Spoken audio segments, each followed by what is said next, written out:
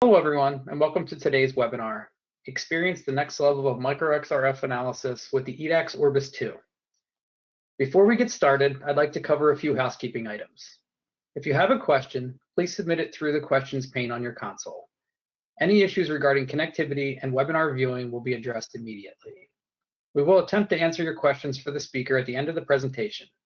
However, if we don't get to your question, we'll follow up later via email. Now I'd like to introduce the speaker for today's webinar. Shangsheng Mu joined EDAX in 2018 as an applications engineer. Working out of the Pleasanton, California office, he provides technical expertise through product demonstrations, customer training, and after-sales support. Shangsheng also works closely with the R&D team on product development and validation projects and supports the marketing team with technical insights. Prior to EDAX, Shangsheng was the lab manager at the Southeastern North Carolina Regional Microanalytical and Imaging Consortium in Fayetteville, North Carolina. Shangsheng graduated from Chengdu University of Technology with a Bachelor of Science in Materials Science and Engineering.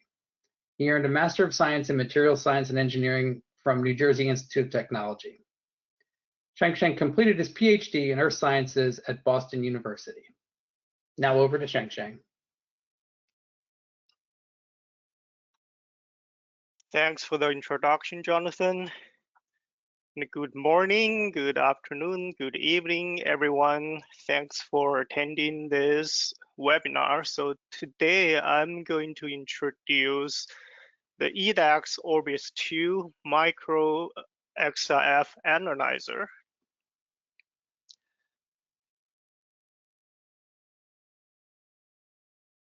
So this is the most accurate high-speed micro-XRF for element analysis. This instrument has three major advantages, and I'm going to go over all of them. So it has improved throughput, and it has proprietary coaxial X-ray optics, and we have brand new software that simplifies the workflow. So now I want to tell you how it can improve the throughput by more than 3 times versus the previous Orbis.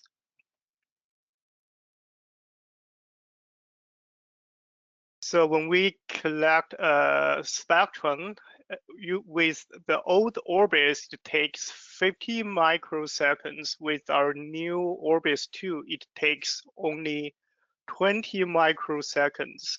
So we can make the data collection much more efficient by using a powerful high-intensity X-ray source and so this can generate more flux, and we use a larger detector that can capture more X-ray counts and advanced electronics which can process more X-ray counts. That means more X-rays show up in your spectrum.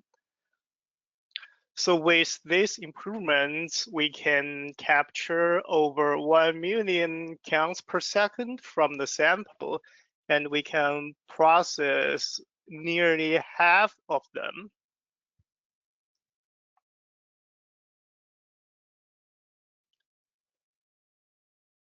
So this shows our improvement in mapping speed.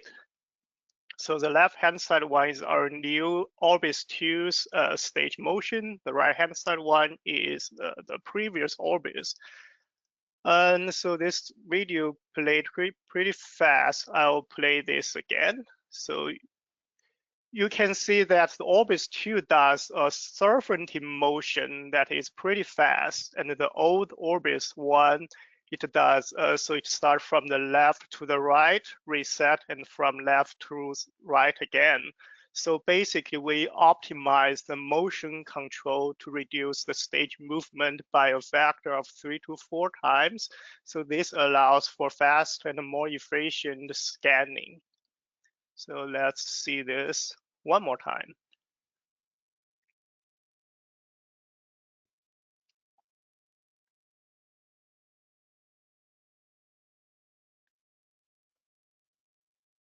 Okay, next I want to spend a a fair amount of time to introduce our proprietary coaxial X-ray optics, which ensures accuracy independent of focus, and it eliminates shadowing and misalignment.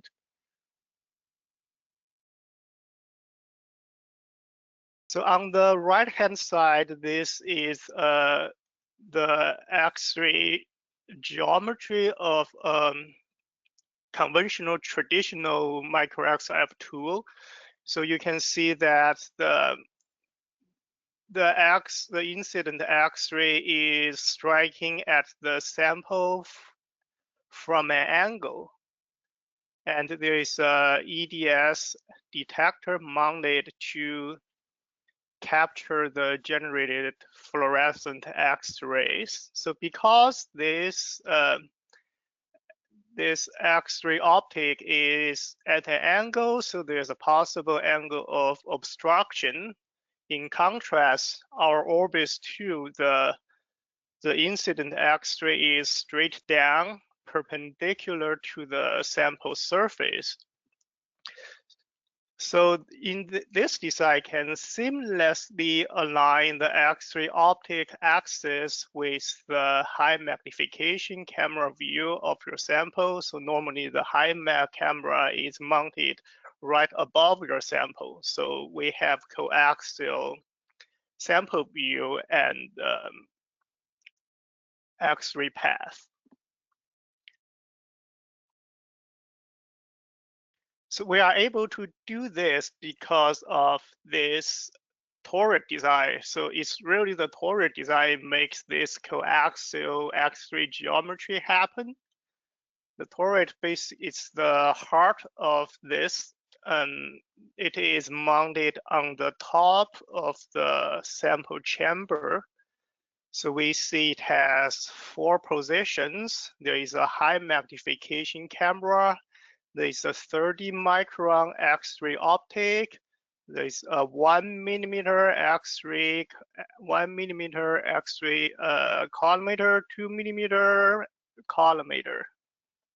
So this turret is rotational, so which means that all of the 4 positions can be put in this same location.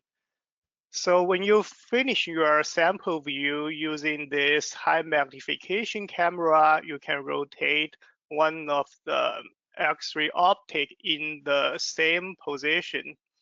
So which the X-ray object axis aligns with the line of sight of the high mag camera.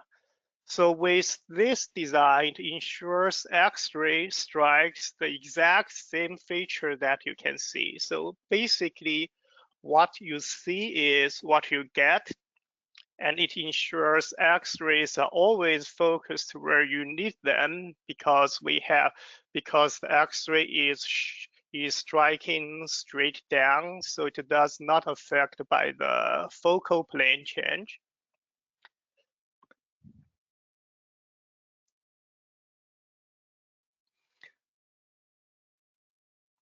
So here I want to use this example to illustrate. So if you want to examine a PCB board,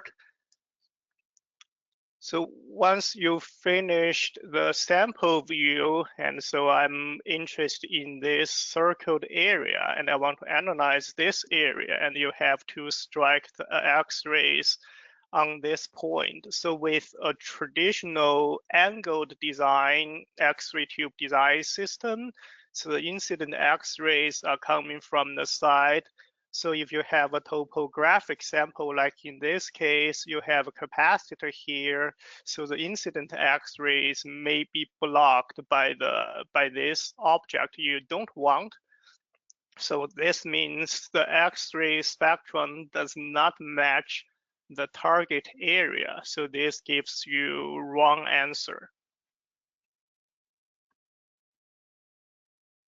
And with our Orbis II's geometry, so once you finish the sample view, we align the incident X-rays along with your sample view. So this ensures what you see is what you get. So this alignment minimizes the topographic distortion and delivers sharper, more accurate results every time. So in this case, the X-ray spectrum matches the target area.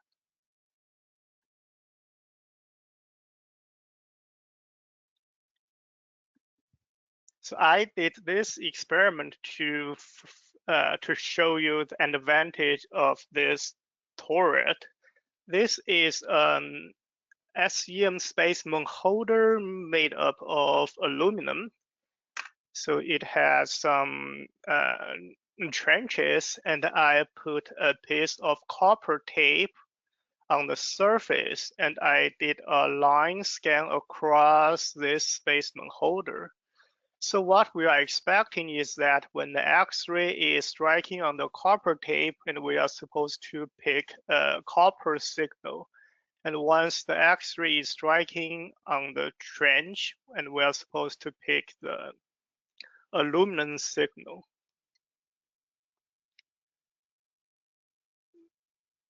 So with our turret design, so if we want to scan this point, our X-ray is straight down, so we are able to pick the signals from the right location. However, with an angled X-ray design, so the X-ray is striking from the side, it will be blocked by this. And so it's picking up copper signal rather than the aluminum signal. So if we want to analyze copper, so we are picking the right copper signal from the sample. In contrast, the angled design picks the aluminum from this wall, leading to the wrong answer again.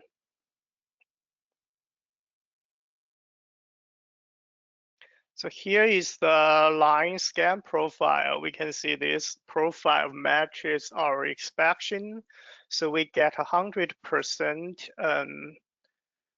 copper from where it should be and 100% aluminum from the right location. And we can see the transition from 100% copper to 100% aluminum is pretty sharp. So now I overlaid the camera image with the line scan, so we can see we got copper from the copper tape and got 100% of aluminum from the aluminum trench.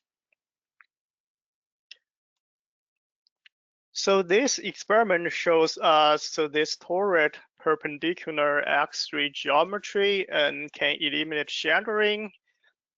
So, and we can hit the right spot no matter the height, the focal plane change. So what you see is what you get.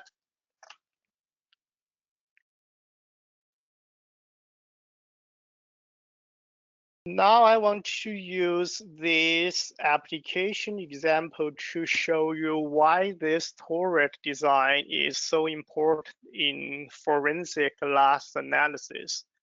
To give you a little background of this kind of analysis, so in a crime scene, there is broken glass left, and those broken glass could get into the clothing of the individuals who involved in the crime. So what the forensic scientists do is they try to match the glass fragments from the individual's clothing to the glass at the crime scene to prove that person has been to the crime scene. So what they analyze is the intensity ratios of some elemental combinations, and they compare those peak intensity ratios between the glass found at the crime scene and those glass found in the clothing of the individuals. Here are some common combinations those forensic scientists use. For example, calcium to magnesium ratio, calcium to titanium ratio, and so on.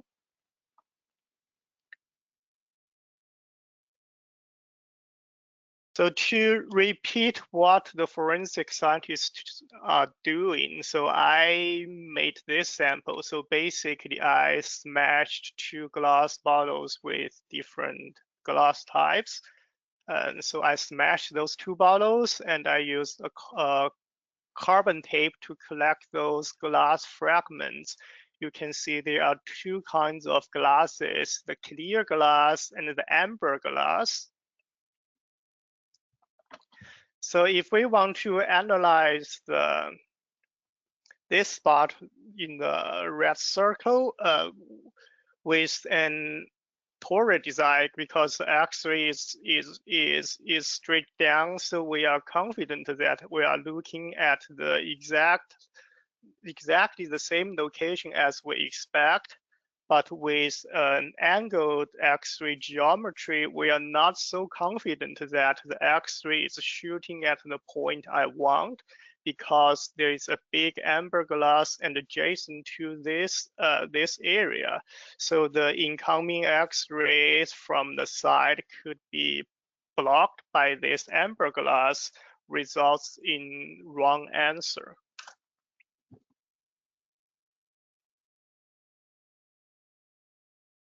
So here is the experimental results. I present the results in the same format as what the forensic people do. So they plot the elemental ratios. So and they are trying to find a match. So what I did was I collect 5 points from the amber class, and you can see those 5 points clustered pretty well. And I also collect 5 points from the clear glass, and they also cluster pretty well.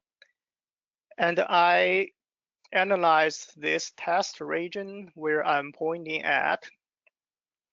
And we can see that the ratio from the test region overlaps with the clear glass. So this tells us that this test region is a clear glass rather than an amber glass. So with this torus design, this gives us the right answer.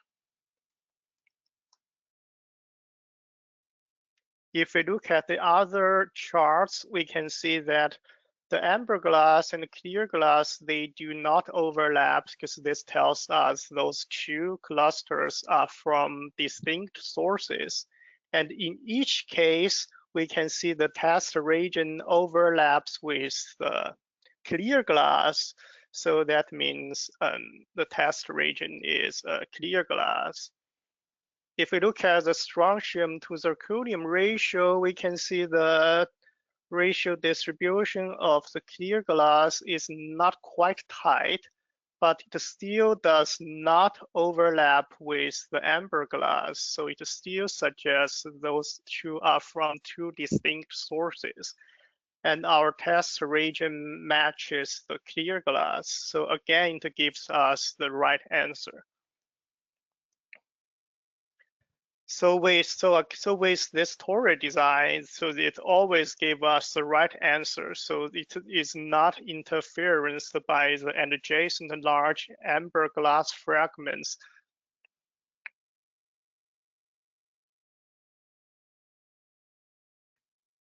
Okay, the third major advantage I want to highlight is the simplified workflow with the new Orbis Version 2 software. So this software is brand new. It has streamlined workflow with programmable auto-run routines. And we have this very friendly, intuitive user interface. And it also looks very modern. And you can easily navigate through different modes to complete your tasks.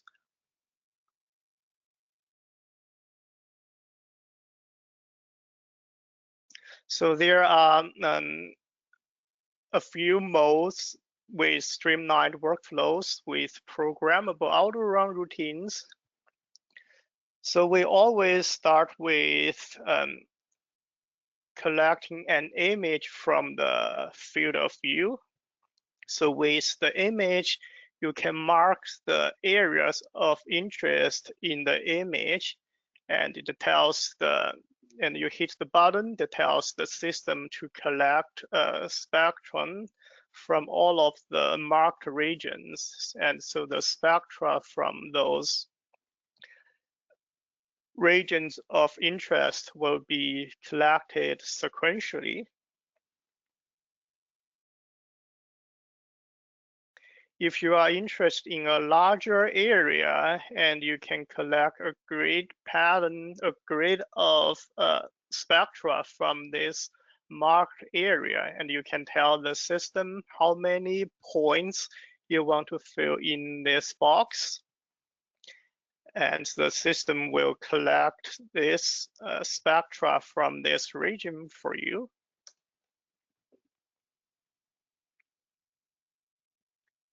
Here is our user interface of this new software.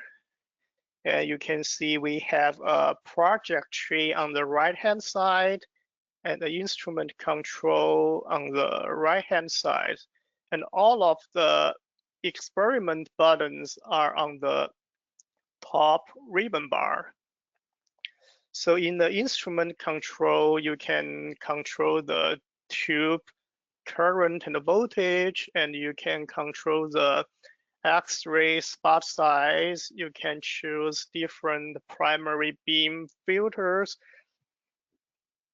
And you have this stage control. And down the bottom, you can control the chamber atmosphere. You can do air, vacuum, or helium. So the air mode allows you to analyze liquids as well as biological tissues. So basically for those materials that you cannot analyze under vacuum. And in the vacuum atmosphere, it gives you better X-ray transmission. And we also have a helium mode. So with this mode, you can analyze those vacuum sensitive materials in the vacuum's X-ray transmission. So basically for those liquids and you want to analyze, you cannot use air. Instead, you can use helium. And with the helium atmosphere, you can also do the very high X-ray transmission at air pressure.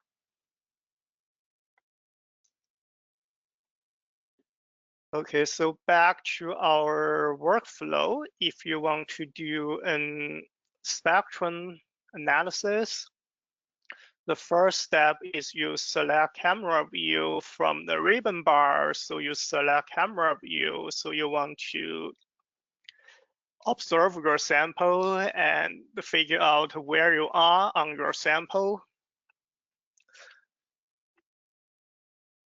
And after that, you can capture a montage from the region of interest. So basically, you need to capture an image, either a montage or high or low magnification image. And now you can click on this image to capture spectra from the points you collect.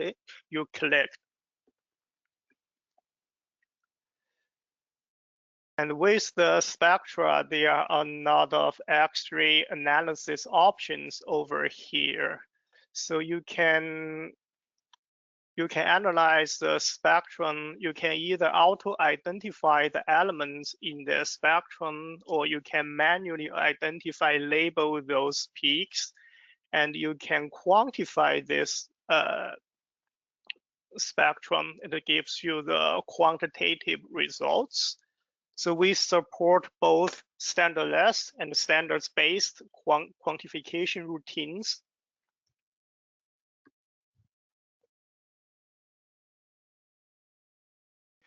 So here I want to show you the stage mapping workflow. So similar to spectral analysis, first you select camera view and you want to know where you are on your sample. After that, you may want to collect a large montage. And if you are interested in this area, you can mark this area to capture a spectrum image from this area. So on the right-hand side, this grayscale image is the spectrum image from this marked box. So in this spectrum image, each pixel corresponds to a spectrum on the bottom.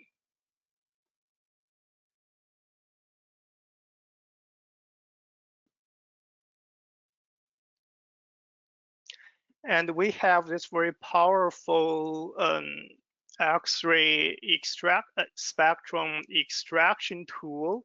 So with this tool, you can draw a little red box on your spectrum image, and the extracted spectrum from this red box will show up in this spectrum view.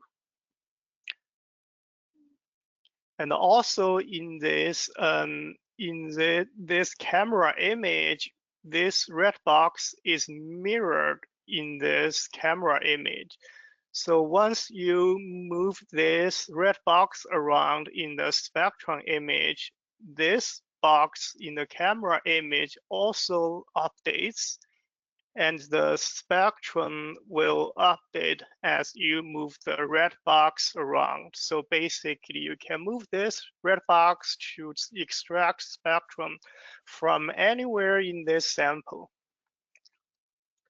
And you can use those XRF analysis options in the ribbon to analyze the extracted spectrum, to quantify the spectrums, and you can generate elemental maps from those spectrum.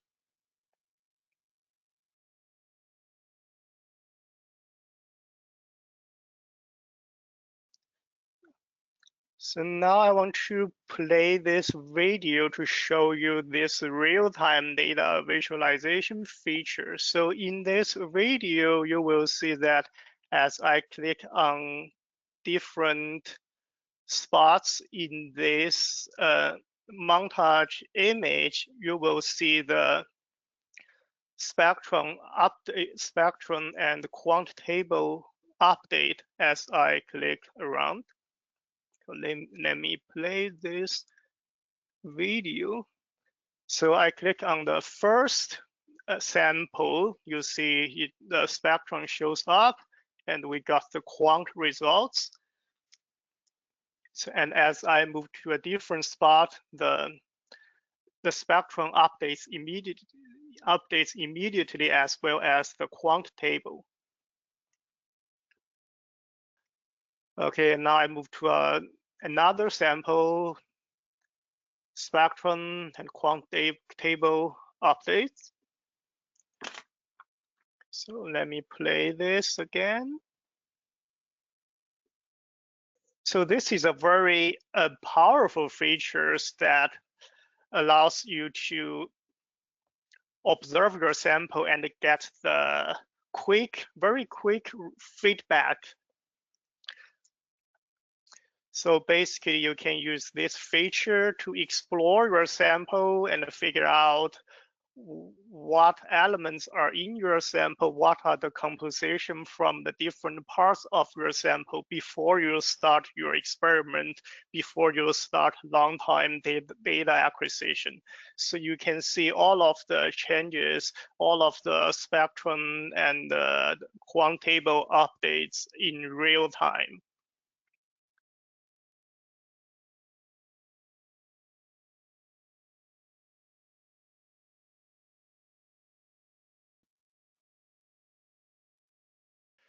Okay, so to summarize the EDAX Orbis II micro-XRF analyze, it's the most accurate high-speed micro-XRF for element analysis.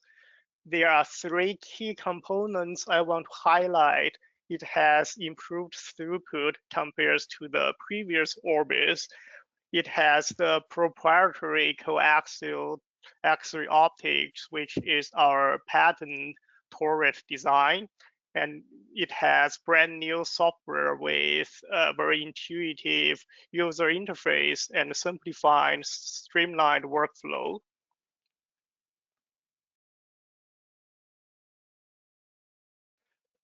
Okay, now we can do the Q&A session, so you can type your questions in the panel, and I'll answer them. So I'll give you some time to type in your questions.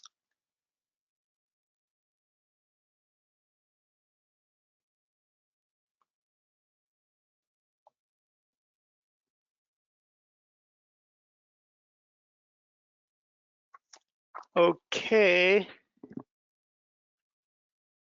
So here is the first question. It's a very good question. So it's, what is the difference between traditional XRF and micro-XRF? So basically, micro-XRF utilizes the benefits of conventional XRF while implementing microspot X-rays with a movable stage. So for a traditional XRF, the beam size is relatively large, usually is larger than 1 millimeter. And for the micro XRF, like we use, like for us, for the Orbis II, we use a polycapillary focusing optic that is down to 30 micron. So with that, we can analyze very small features. And for those traditional XRF with those larger beam sizes, those are good for bulk analysis. And for the traditional XRF, there is no imaging function, but as you can see in the micro XRF, it is equipped with high magnification cameras and X-ray imaging, which allows you to image the sample. And also the micro-XRF has a movable sample stage, allows X-ray mapping of large or irregular samples. Basically, you can put any samples that fit into the chamber on the sample stage and drive the stage to move the entire sample.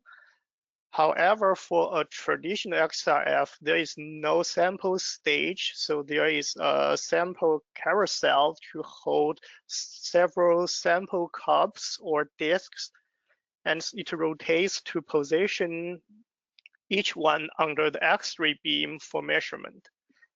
And so basically, those are the differences I can think of.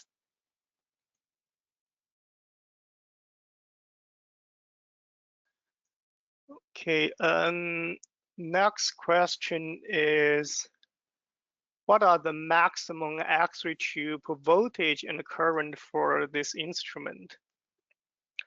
Okay, for Orbis II, the maximum X-ray tube voltage is 50 kV, and the maximum current is 1,000 microamps, because we are using a 50 watts X-ray tube.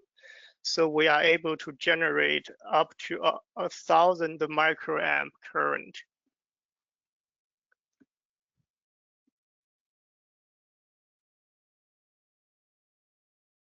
Next question is Orbis II equipped with primary beam filters?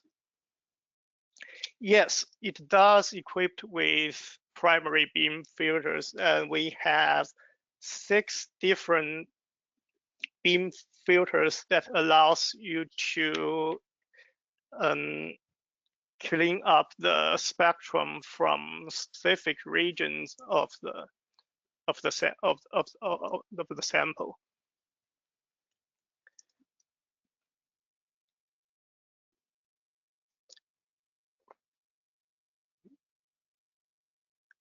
This question is, what is the energy resolution of the detector? Okay, the energy resolution of our STD detector is 130 eV or better, and it's 140 eV or better at 500,000 counts per second for a 70 millimeter square STD.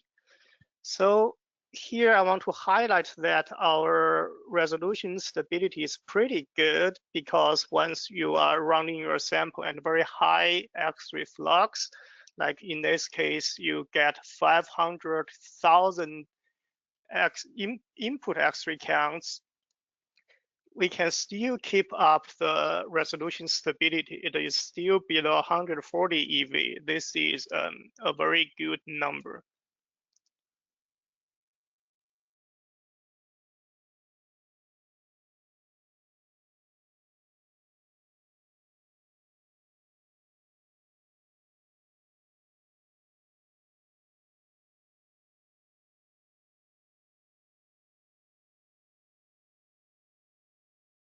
Okay, and this question is this model have a mirror to see the sample inside? So actually we have two chamber scopes allowing you to see the sample inside.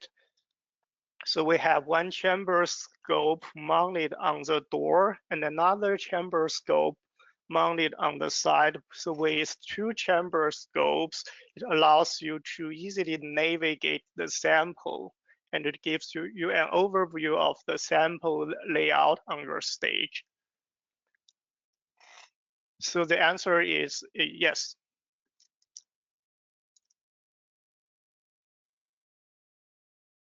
This question is, what is the depth of penetration of the Orbis II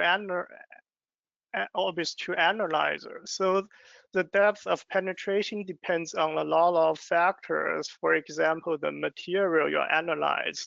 So typically the depth of penetration ranges from microns to millimeters. So if you have a specific sample you want to know, you can follow up with me offline.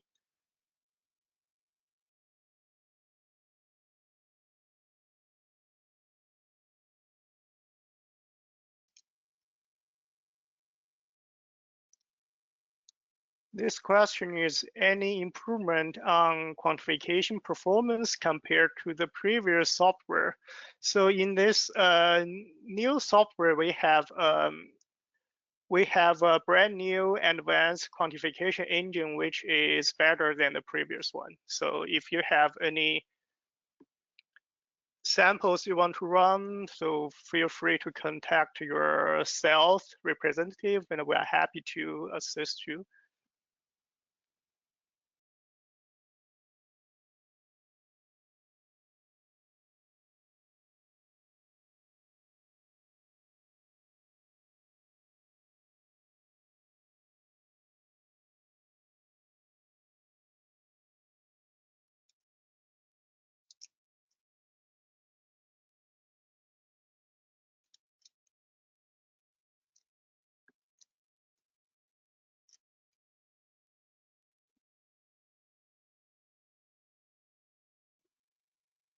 This question is, what is the element detection range of the system? So our system, the Orbis II, has two different types of detector windows. So with the traditional beryllium window, so you are able to detect from sodium to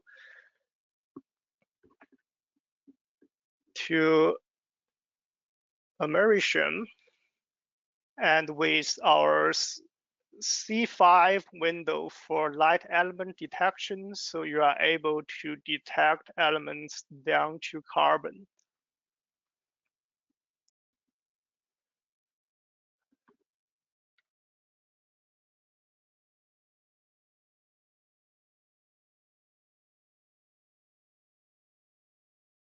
The last question is, what is the anode material of the X-ray tube? So our X-ray tube is made up of rhodium target material, but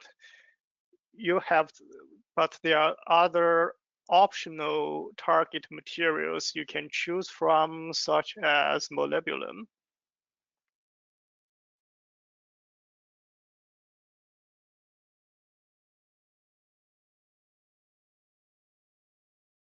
Okay, here is one more question coming through. What is the largest sample size that can be analyzed?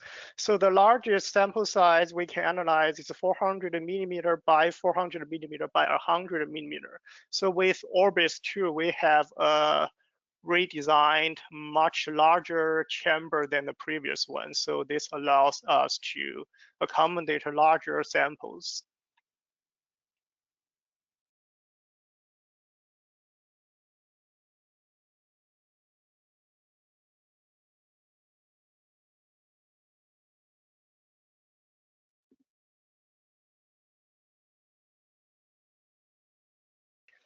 Okay, so I want to thank you for attending this webinar.